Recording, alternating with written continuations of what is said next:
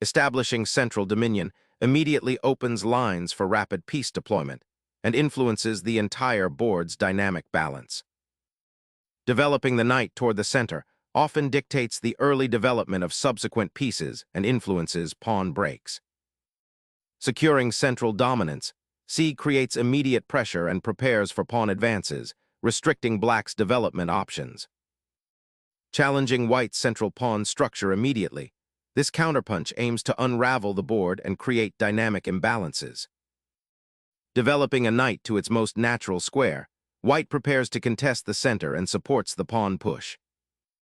Embracing the central pawn tension, black immediately liberates the queen side, setting the stage for dynamic piece play on open diagonals. Recapturing here opens the d-file for your rook and develops another knight, setting the stage for a dynamic central struggle. Establishing central control now becomes paramount, as the pawn structure solidifies and open lines emerge. Developing the knight to c3 solidifies central control and prepares for queenside expansion, aiming to restrict black's piece activity. Asserting piece pressure on the knight, black immediately challenges white's central pawn structure and aims for active piece play. Recalling the knight to a less ambitious square, white signals a shift from immediate aggression to building a more robust, less exposed pawn structure, aiming to delay commitment and assess black's developing intentions before fully committing their own pieces to the ensuing skirmish. Liberating the bishop from its cramped position, black immediately resolves the tension on the c3 square. This exchange, while relinquishing the bishop pair, opens up the d-file for black's queen and creates potential pawn weaknesses on white's kingside for future exploitation. Opening a diagonal for the queen and creating a passed pawn potential in the future, but at the cost of a slightly weakened kingside pawn structure. A bold initiative, pushing the queen into active play, aiming to exploit the doubled pawns on the c-file and potentially create immediate threats against the king's defenses. Aiming to secure the king and develop a more cohesive central presence, this maneuver cleverly prepares to contest the queenside initiative that black's early queen excursion has initiated, while simultaneously reinforcing the pawn chain. Developing the knight to c6 now solidifies control over the central d4 square and prepares for further queenside expansion, potentially by a well-timed e5 push. Unleashing an immediate pin on the queen, white disrupts black's development and creates potential tactical targets, a bold gambit to seize the initiative. Solidifying the queenside pawn structure, this maneuver anticipates white's potential queenside expansion with moves like rb1 and aims to create a more resilient defense against the bishop's aggressive diagonal. Black wisely prioritizes king safety and prepares for a gradual queenside development, accepting a slight pawn majority for white in exchange for a more robust setup. Strategically, this retreat of the bishop to d6 aims to unblock the d-file for potential future queen or rook activity, while simultaneously pressuring black's pawn structure and seeking to disrupt white's coordination. Challenging the bishop's central presence, this relocation prepares to disrupt white's queenside pawn structure and potentially open lines for black's rook to pressure the weakened b-file, initiating a strategic positional battle. Unlocking the center, white surges forward, challenging black's pawn structure and aiming to cramp their development. Black bravely expands on the queen side, seeking to dislodge white's formidable bishop and carve out some breathing room, though this audacious pawn thrust potentially weakens the structure around the king and invites complications on the queen side. Establishing control of the crucial d-file by repositioning the bishop to a more active diagonal offers white a significant strategic advantage, preparing to uncoil attacking potential. Black boldly breaks open the queen side, sacrificing the pawn for immediate contact and a disruption of white's pawn structure, aiming to exploit the weakened b-file and create dynamic imbalances. Unlocking the central files, white seeks to exploit black's doubled pawns and exposed king, a consequence of black's pawn structure on the queen side. Seizing the open c-file and preparing to exploit the weakened pawn structure on the queen side, qb6 injects immediate pressure by threatening the pawn on c4. Solidifying the king's safety and preparing for a kingside expansion, This pawn thrust aims to deny black's pieces easy access to the central squares, while potentially opening avenues for a later g4-g5 push. Embracing the chaos, black opts for a daring kingside castle, dramatically shifting the focus to the queenside and initiating a sharp pawn race where control of the open c-file becomes paramount. Safeguarding the monarch is paramount, and castling here shores up the king's safety by tucking it behind a pawn shield, simultaneously activating a rook for potential central influence.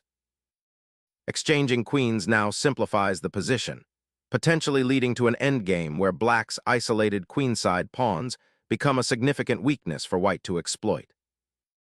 The exchange on e3 ushers in a new phase where white, having traded off queens, aims to leverage the open b-file and the slightly awkward placement of black's rook on d8, potentially targeting weak pawns down the line while ensuring their own king enjoys a more secure outpost on the queen side, unlike black's king, which remains somewhat exposed in the center of the board. The knight's detour to e8, though seemingly passive, is a subtle maneuver to reroute into the kingside, potentially targeting the weakened f3 pawn and opening lines of attack. A subtle repositioning, aiming to activate the bishop from its restrictive square on g3, potentially eyeing the b8 pawn or preparing for a future kingside initiative. Seizing the initiative, black dramatically cracks open the center with this pawn thrust, immediately challenging white's central control and aiming to activate their pieces. Opening the e-file now offers white a direct assault against black's otherwise solid setup, potentially creating weaknesses around the exposed king. Opening up a central file offers dynamic counterplay, but be mindful of the exposed d5 pawn. It's a potential target for white's pieces, particularly the rook once it finds its way to the d-file. This creates an interesting tension, a game of initiative where both sides are vying for control of key lines, and the king's safety on the queen side becomes a more pressing concern for black as the position simplifies. Unlocking the c-file is now paramount for white, aiming to create immediate pressure on black's weakened pawn structure and potentially launch an assault on the exposed kingside. This knight retreat to e7 is a strategic concession, forfeiting tempo and allowing white's pieces a smoother development, while black's queenside structure remains vulnerable and disconnected, creating potential targets for white's centralized battery. Solidifying control over the central files and preparing a pawn advance. Steering the knight towards the queenside might seem odd initially, but this maneuver thoughtfully seeks to alleviate the cramped conditions on the kingside while simultaneously aiming to reinforce potential weaknesses and perhaps initiate a future queenside pawn push, aiming to generate counterplay against white's solid central pawn structure. Aimed at securing the central files and enhancing piece activity, Rad 1 now presses along the open column. This maneuver aims to reposition the bishop to a more active square, potentially pressuring white's queenside pawns and offering an escape route for the king if needed, while also seeking to establish influence over the dark squares that have become somewhat neglected. Shifting the bishop to a more active diagonal, this piece repositions to eye the enemy king's shelter while simultaneously bolstering the central pawn structure. Initiating a pawn storm on the king side, black aims to disrupt white's currently secure king position and generate counterplay, though it might slightly weaken the pawn structure around the monarch. The bishop gracefully retreats, reassessing the board's dynamic, seeking a more influential post after the exchange of queens diminished the immediate tactical fireworks. This repositioning acknowledges the newly opened central files and the potential for the knight on e3 to become a central pivot. It's a subtle maneuver, aiming to improve piece coordination and prepare for potential pawn advances later on. Reclaiming the central square and challenging the knight's dominion over it, this maneuver aims to disrupt white's increasingly comfortable knight outpost while simultaneously preparing to shift the bishop to a more active diagonal. Targeting the weakness on b6 with the bishop now forces black to defend it, hindering their piece development and potentially creating isolated pawns later.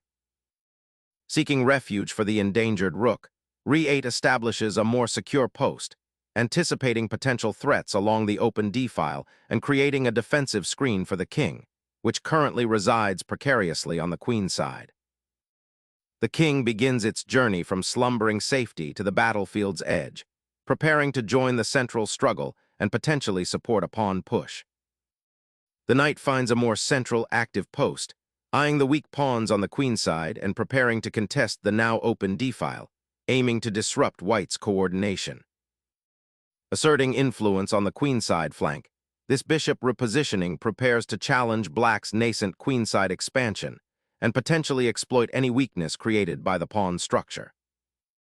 This move injects a dynamic element into the position, threatening to disrupt white's carefully constructed pawn chain and potentially opening lines for black's rooks and queen if white isn't careful. It also creates an outpost possibility for the knight on f4, which suddenly becomes a much more active piece, eyeing key squares in white's territory. Shifting the bishop to this square aims to redeploy it to a more active diagonal, eyeing the king side and potentially preparing to challenge black's knight on f4. Stepping the knight to this central square immediately contests the initiative, potentially setting up a dangerous outpost for the piece and threatening to disrupt white's pawn structure. A bold repositioning, sacrificing immediate forward mobility of the knight for improved central influence and a potential attack on the king side.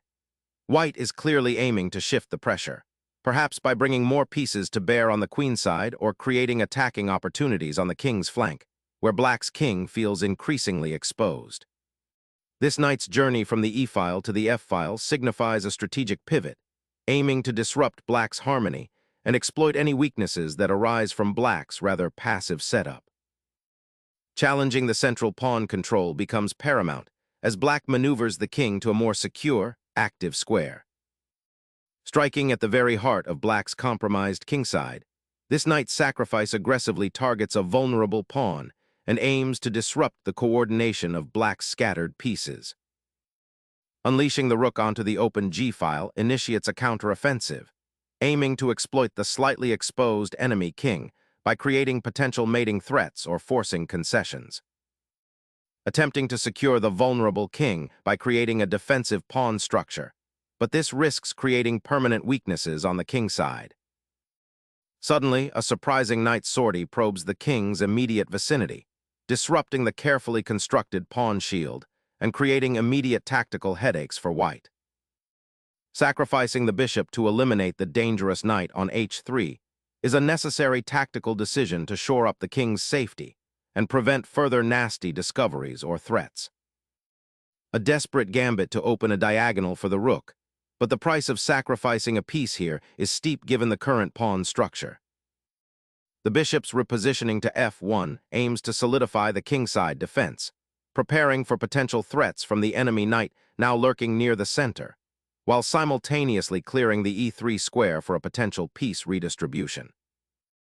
Reclaiming the initiative on the queen side, the bishop establishes a presence, potentially eyeing weak squares or supporting pawn advances.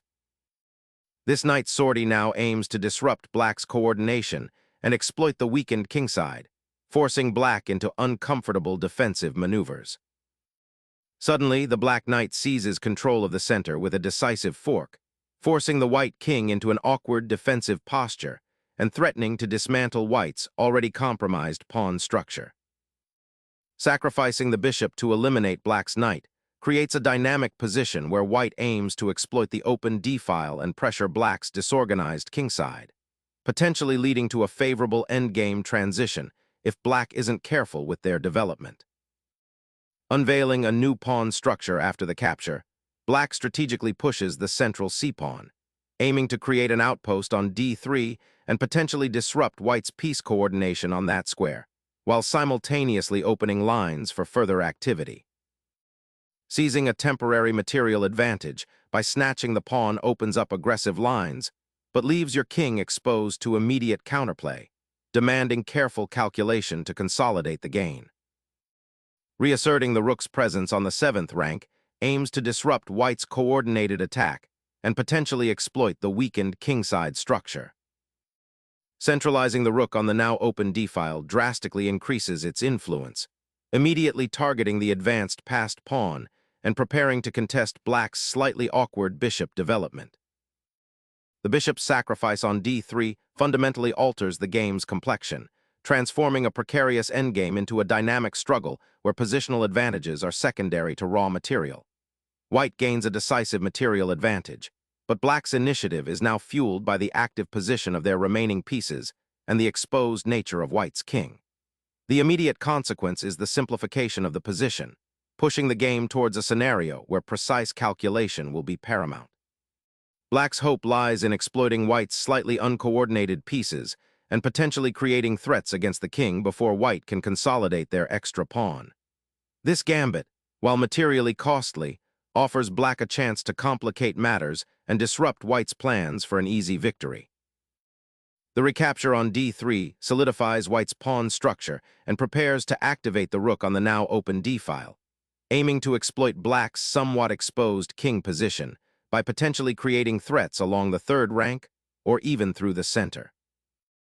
Seizing the open, a file is an attempt to activate a previously sidelined rook, aiming to disrupt White's potentially improved piece coordination following the rook exchange and create new avenues for counterplay against the king's side. Strategically redeploying the bishop to the long diagonal now puts pressure on the weak pawn structure on the queen side, preparing to infiltrate and exploit the open files that have emerged from the exchanges. Unveiling a surprising check, this maneuver aims to disrupt White's coordinated pieces by forcing a recapture and potentially opening lines towards the vulnerable king.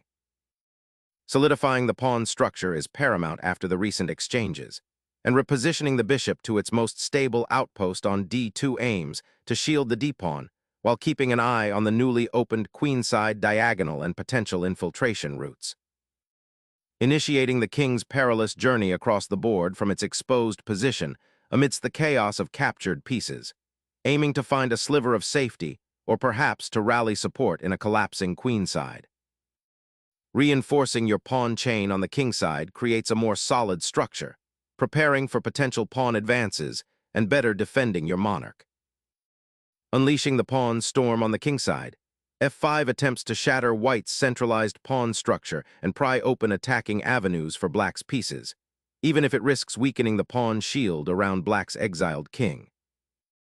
The recapture opens a critical g-file, potentially unleashing the White rook for decisive action against the Black king and the weakened pawn structure. Securing the passed pawn's advance becomes paramount, even if it means temporarily exposing the king slightly to potential checks. The monarch cautiously advances, seeking sanctuary amidst the chaos and preparing to join the defensive structure. Capturing the pawn with the rook unleashes its power onto the kingside, opening up avenues for kingside pressure and creating a dynamic imbalance as Black aims to exploit White's somewhat exposed king. Chasing the opponent's king is a natural instinct when it ventures so far up the board, and this aggressive push aims to capitalize on that vulnerability, potentially trapping the monarch. Rallying the rook to a more active file allows Black to challenge White's initiative on the kingside and offers a chance to regroup after the recent pawn exchanges. Securing the kingside territory becomes paramount, preparing for potential pawn advances or a regrouping of pieces to exploit the open file and pressure Black's position. The rook's infiltration along the first rank poses a significant threat, aiming to disrupt White's pawn structure and potentially attack the weakened king further. Unleashing the bishop to c5 opens a dangerous diagonal, aiming to disrupt Black's now vulnerable king on a2 and potentially create threats against the isolated pawn on h4. The rook's journey to the first rank now aims to disrupt the pawn structure and potentially stir up complications for White's king. Pushing the bishop to d4 fortifies the queenside pawn structure and prepares a potential kingside attack by unpinning the rook on the d-file. The monarch bravely ventures into enemy territory, a bold attempt to disrupt White's pawn structure and create counterplay. The White king now finds itself awkwardly exposed on the fourth rank, a potential target for Black's remobilized pieces as they seek to exploit the opened files. Delivering a check forces the White king to a potentially exposed square, aiming to disrupt White's developing coordination and exploit the precariousness of the g3 pawn. The king's exposed position is a significant liability, shifting it to a safer square, even temporarily, dramatically improves its defensive posture and opens up possibilities for counterplay. The black rook repositions, seeking active participation along the second rank, aiming to disrupt white's coordination and potentially create threats against the king's shelter. Reasserting control of the central d-file, this rook maneuver seeks to disrupt black's pieces and prepare for further pawn advances, potentially opening lines for white's remaining active pieces. The monarch's perilous journey to the queenside is fraught with danger, seeking a haven amidst the pawns and rook's active presence. Reasserting control of the d-file is paramount here, preventing black's rook from consolidating its newly won initiative on the queenside and stifling any potential breakthrough. Challenging the dominant rook presence, this maneuver aims to reroute the bishop to a more active diagonal, potentially unsettling white's king safety and opening up new attacking avenues for black's pieces in the process. Shifting the king to the sixth rank initiates a daring royal promenade, seeking refuge from potential checks while simultaneously preparing to participate more actively in the pawn struggle. The rook's relocation to the king's pathway offers a vital support for the pawn push, potentially creating a passed pawn and challenging white's monarch's sanctuary.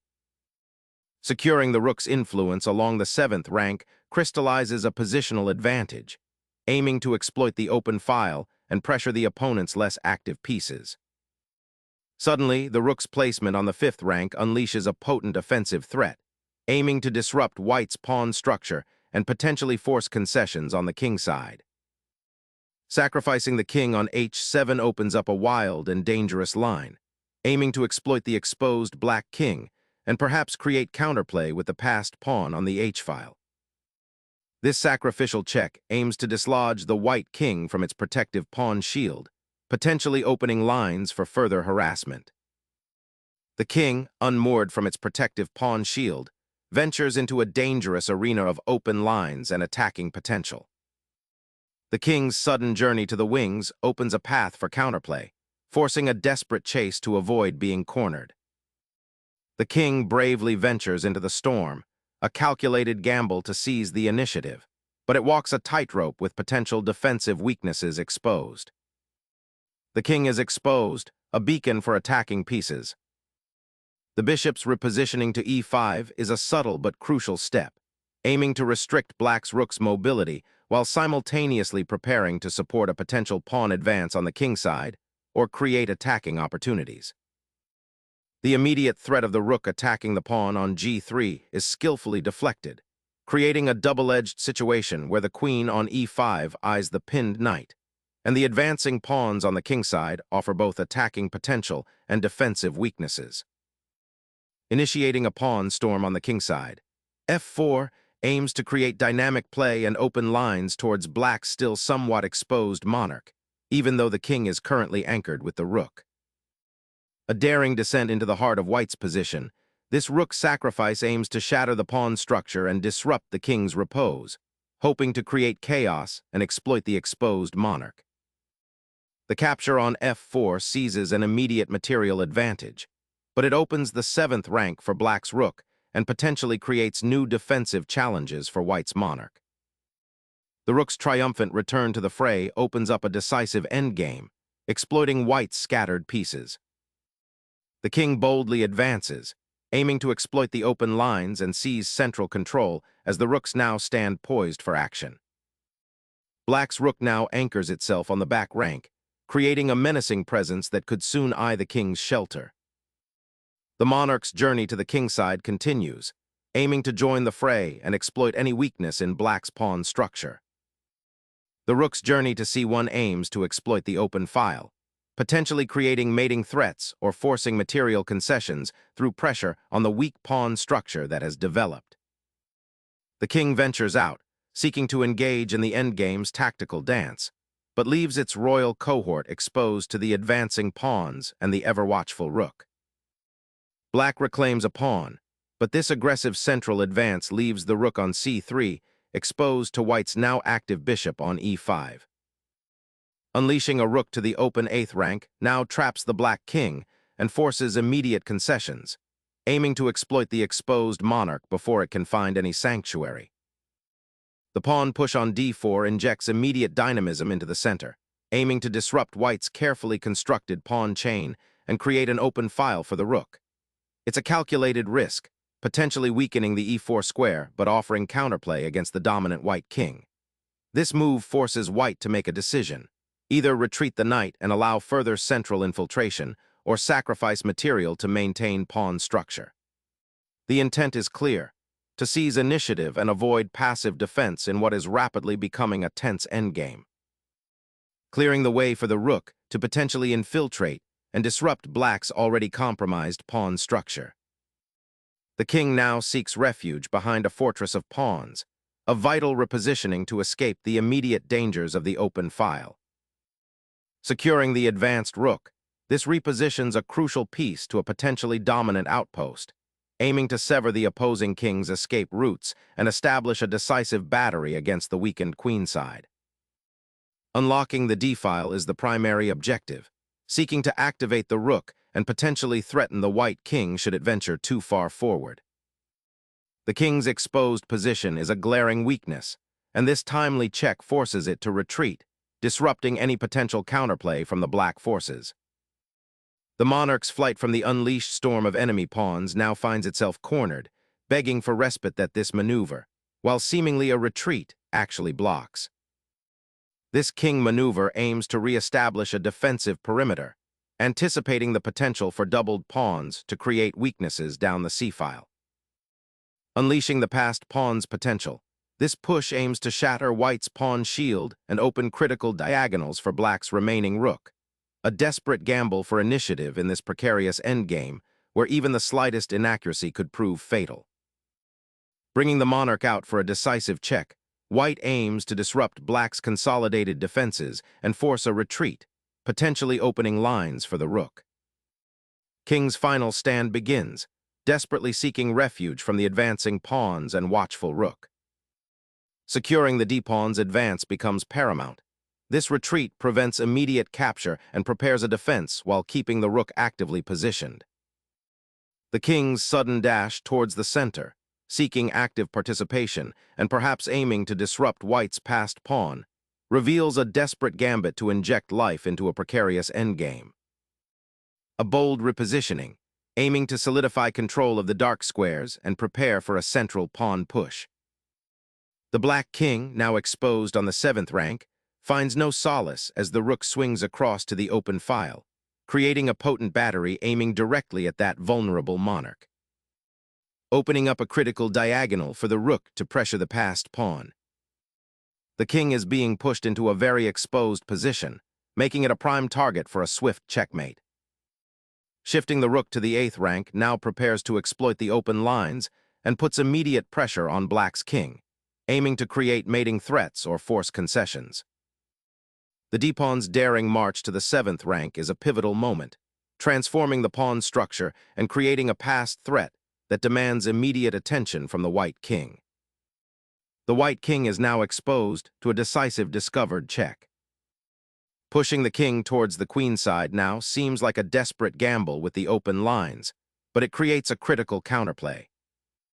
The king's exposed position now invites a forced march, the only sensible path to consolidate. The black king, having ventured out with adventurous abandon, now faces the stark reality of a weakened pawn structure on the kingside and an exposed position, making a swift return to safety paramount. The monarch is being hounded onto the open squares, a precarious situation that invites a forceful counter-check to disrupt its escape route. The rook's foray to the 8th rank now presents a stark choice: either a desperate attempt to salvage the pawn structure with the rook or to abandon it and prepare for the inevitable material loss. The king finally ventures out from its protected position, aiming to join the attack and support the pawn's advance, a crucial step to consolidate the material advantage before the opponent can organize a defense or create counterplay. The king's flight from the open files is over, forcing a tactical regrouping with a check that could potentially lead to a pawn promotion endgame if white isn't careful.